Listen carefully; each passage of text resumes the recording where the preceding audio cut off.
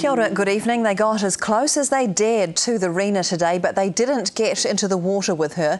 Instead, they put fingers into the proverbial dike, held their breath, and the dike held too.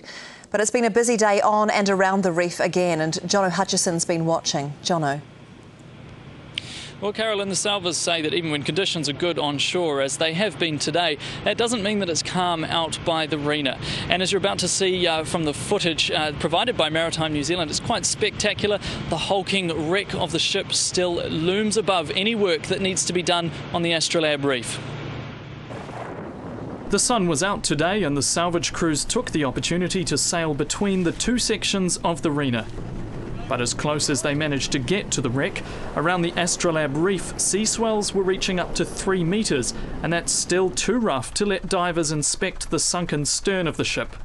There's probably going to be a great deal of torn steel, a significant amount of wave surges in and out of the vessel, possibility of sunken containers, so safety is absolute paramount to the salvage team. So today, dive teams used their time waiting to practice in the harbour.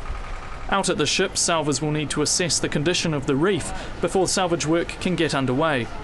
They'll have to do what they call a survey of the area with a survey boat with sonar, etc., just to map the area out, and obviously that's going to take a little bit of time, but it's all weather dependent.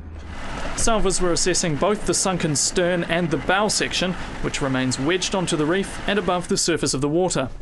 The bow is badly damaged, but its condition hasn't changed much since yesterday. For now, what's stalling work on both parts of the Rena is still the weather. If you think really, the survey is based on soundings and scanning equipment, and if the boat's moving up and down quite a lot significantly, it can disrupt the information being taken.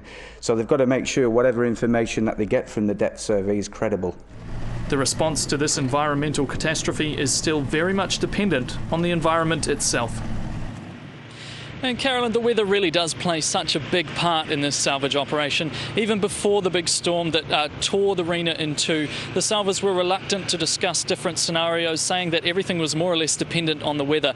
And they're continuing in that vein at the moment, saying that their plans really are so dependent on the conditions, and that does dictate what they're able to do. And at the moment, what they're able to do is not a lot out on the water. Jono, thank you.